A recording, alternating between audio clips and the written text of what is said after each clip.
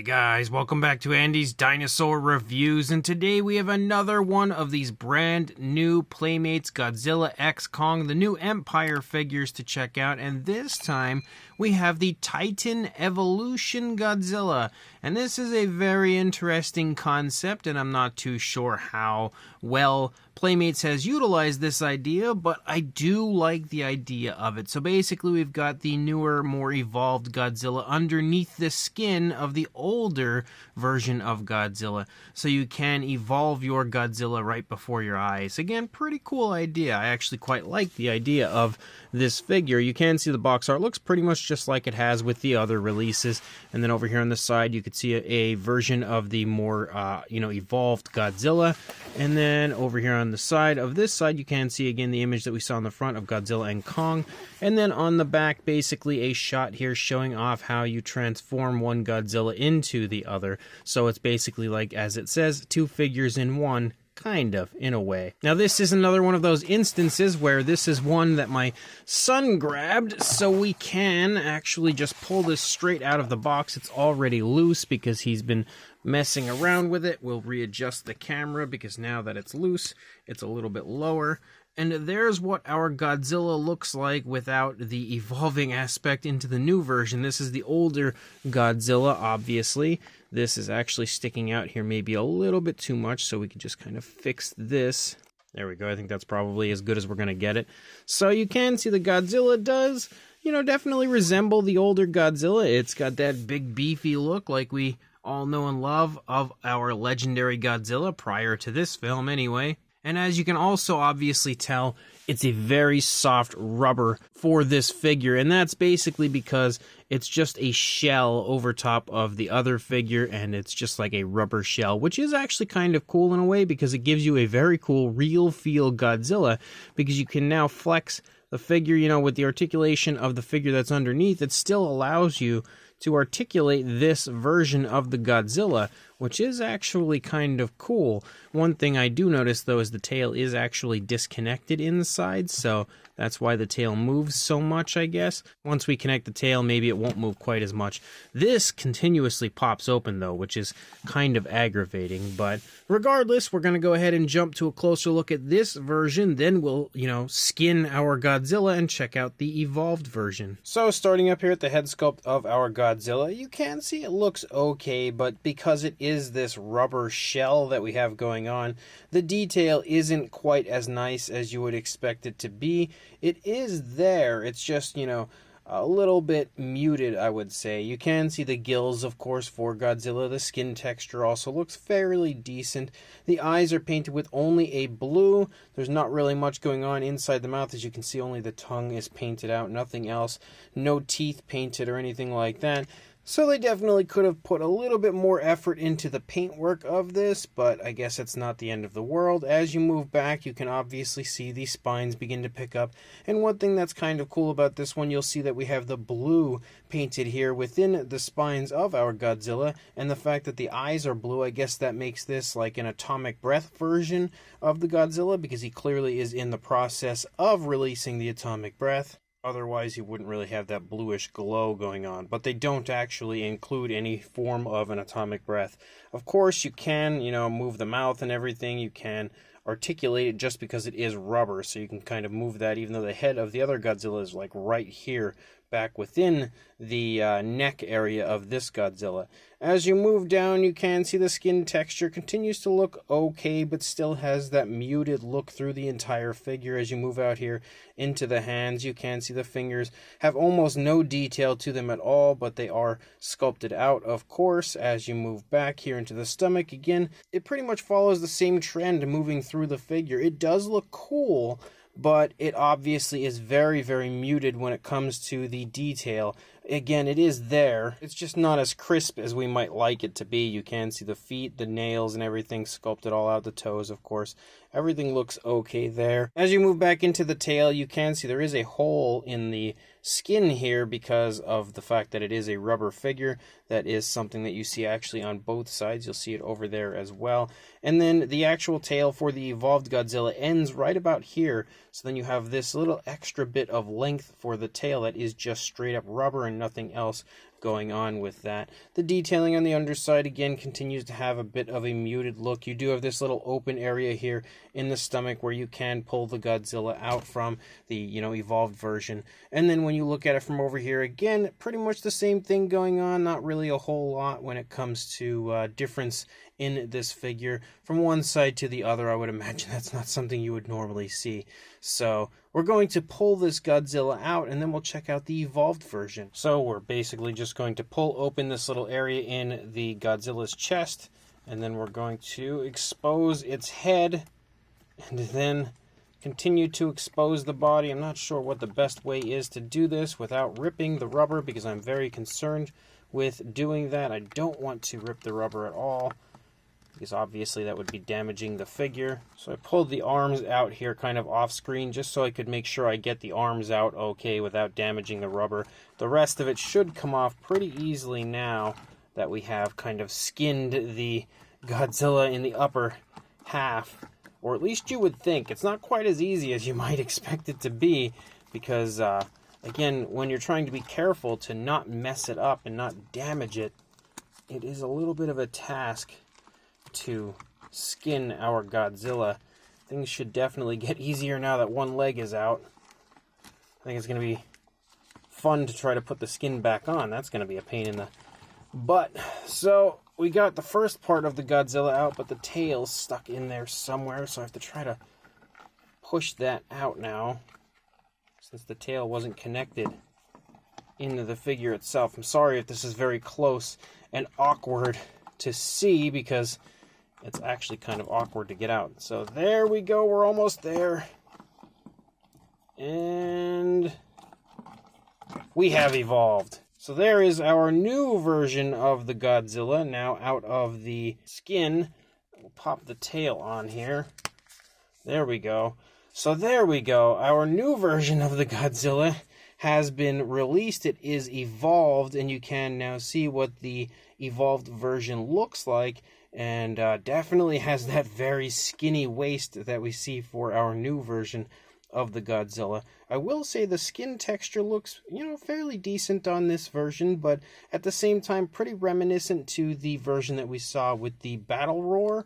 Doesn't look like it's really all that different when it comes to that slightly muted kind of a look. You can see where the gills are. You can kind of see how there's not much in the way of actual skin texture. You can kind of make it out there. It definitely is there, but it's just not as vibrant on the actual model as it probably was on the original sculpt. But the Godzilla looks pretty decent. You can see the eyes are painted. They're absolutely massive for some reason. I don't see Godzilla's eyes being quite that large in the film, so they don't look that great, but they are painted. We do have an articulated jaw on this one. We've got a pinkish tone there for the tongue on the inside of the mouth. Nothing else going on color-wise or even really sculpt-wise on the inside of the mouth. The teeth are definitely a bit sloppy when it comes to the paintwork. Oh wow, they actually look terrible, like really, really bad. Even the sculpting of the teeth doesn't look good, especially on this side. When you look at the, upper jaw right there, oh, that's awful. That just looks really, really bad. But from the front, it doesn't look terrible, and even from over here, it looks okay, but not good when it comes to the sculpting of the teeth. We do have articulation in the neck, but it's very limited. Like, you don't have much when it comes to the mobility of the neck. The jaw works nicely, though, I guess.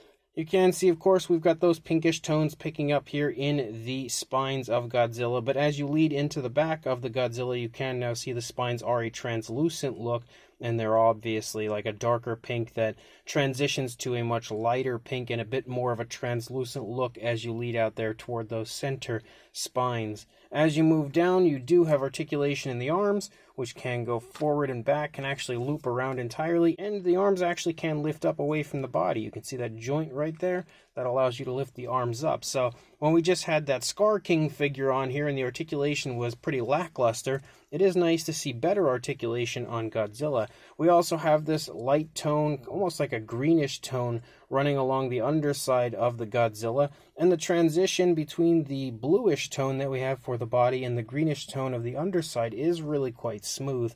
We do also have painted nails, which is a plus. You can see there on the hands. And the sculpting of the arms looks pretty decent. You can see they also have a bit of a rubbery feel to them. Not like not flexible really. I mean, you can kind of bend it a little bit, but it's a hard rubber. If it is in fact a rubber, kind of feels like a rubber.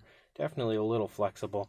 As you move down here into the side of the Godzilla, again, the skin texture, like I said, it's there. It's just not as vibrant as you might expect it to be. As you move down into the thigh, you can see some osteoderms, some scute-like scales and stuff moving down through the course of the leg, as well as the muscle definition. You've got the knee right there, and again, the really nice looking foot sculpt with the painted nails, which the nails are usually painted, it seems, on these pretty nicely, because so far I haven't encountered any of them that have had badly painted nails. And then you lead out here into the tail of Godzilla, and you can see again it actually becomes even more muted on the tail than it is up here in the body. I don't know why, it's just really quite muted out here when it comes to the fine detail of the tail. You can see that pinkish tone continues to run along the spines though as we lead out, and the tail here at the end of the Godzilla actually looks a little bit different than what we saw on the Battle Roar version, and I'm not too sure what that's all about, but I guess time will tell. It probably just looks like this because I can imagine if it had the same type of tail the Battle Roar version had, this would actually be pretty complicated to kind of pull out of the inside of the skin of the other Godzilla. So that's probably why. You can see that greenish tone runs the course of the entire underside though, which is nice to see. And of course we have articulation in the legs, basically just forward and back. That's about as far forward as it goes, and it's probably about as far back as we're going to get it. We do also actually have swivel ankles, which is another area of articulation that's pretty decent. And then, of course, the tail up, down, left, right, and it can swivel around. So it's actually a pretty cool Godzilla. Again, there are definitely some negatives about it, some downsides, but overall it's definitely a fun Godzilla figure with a bit more articulation than we've seen on some of the others. And now you can see what the other Godzilla looks like. Look at that, it can actually stand entirely on its own without the other Godzilla inside of it. So that's pretty cool, actually. You can see, again, it really is like having two Godzilla figures. It's just one is hollow, and you can do this and just squish him down, but then he pops right back up. So that's pretty cool. But as far as the size goes, I guess we could actually measure both of them since they're both here. And, you know, I actually expect this one to come, like, kind of deflate, and it wouldn't be useful here, but we can actually measure it. So for the evolved version, from the snout to the tail, about, if I can get a good measurement on it, because it keeps twisting, I'd say about 10 3/4 inches, or around a little over 27 centimeters. And then for a height, about 6 1/4 inches, or just shy of 16 centimeters. And then for our original version of the Godzilla, it probably will be a little easier to get the length from this vantage point. You're looking at about 13.5 inches, or around 34 centimeters, or height-wise, just shy of 7 inches, or around 17.5 centimeters. For a size comparison, there is Mr. Papo T-Rex, the Attack Pack Golovosaurus, Robert Muldoon, and the Collect A human being next to our Godzillas here, and you can see that they're fairly decently sized. Obviously, the evolved version is a little bit smaller, but, you know, neither of them, I would say, are small figures. This would definitely be the smallest Godzilla so far, but not really small in the overall grand scheme of things. Then here we've got a comparison with the Battle Roar version of the Godzilla. Now you can see that the Battle Roar version and the original skin Godzilla are pretty much face to face. They're pretty much the same size, but when you bring in the two evolved versions, obviously the Battle Roar version is a bit larger than we have for the evolved version over here. I guess they're both technically evolved versions. I just don't know how you would term this one other than it being the evolved version. Then we've also got a comparison here with a normal Bandai figure. This is the Burning Godzilla next to both versions of our Playmates Evolving Godzilla. And then one final comparison, we have the Hiya Toys Burning Godzilla, the figure I've been using when it comes to these comparisons the entire time because the Hiya Godzillas seem to be pretty much the same size. But if you move this one back to go face-to-face basically with the original form of the legendary Godzilla, you can see that the Hiya Toys version is a little bit bigger. It's definitely a little bit taller, maybe not quite as bulky, but you can see when Compared next to the evolved version from this set, obviously, the Hiya Toys version is pretty significantly larger. So this brand new Playmates Godzilla X Kong, the New Empire, evolving Godzilla is pretty fun, actually. It's not the best utilization of this, but honestly, I don't know how you could improve it. I feel like, there really is no way to improve it beyond this point. I think it's probably as good as you could get it when it comes to something like this, and it is actually kind of neat overall. When I had first heard of this, I was like, wow, that's actually pretty cool. As far as a toy goes, it's creative, it's different, something I've never really seen. Well, I mean, I've seen similar things like this, but I've never really seen an evolving Godzilla. So it was really quite neat, and honestly, having it here, it's still pretty fun. The only downside to the figures is the fact, well, actually, I would say two of them. First of all, the detail is pretty muted on both versions of the Godzilla. A little bit more muted on the original form, the bigger rubber version, but even on the evolved version here, it is still a bit muted when it comes to what I would like to see. But that said, it is still just a toy, so I don't think that they were trying to win any awards when it comes to their sculpting and fine detail ability. It's just the way it is. It's not like Mattel, where they are very clearly focusing their figures toward kids and adults. Obviously they're going to expect adults to collect this stuff, but I don't think that that's their primary focus. I would say their primary focus would probably be kids, so they're not too worried about how crisp the detail looks.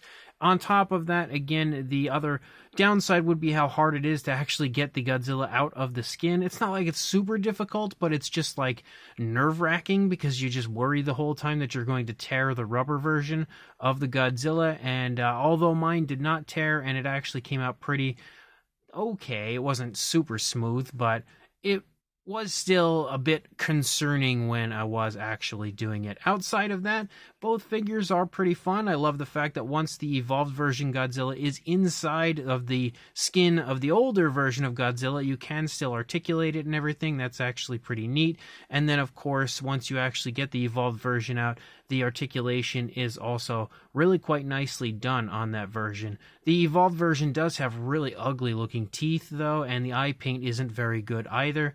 But outside of that, I would say they're both pretty fun figures, a very cool idea, and definitely something I recommend grabbing if you are interested. So if you are interested, head to your local Target, because that's where I found mine. Grab this figure again, add it to your collection, and also like, comment, and subscribe, and I will see you in the next review. Thanks for watching.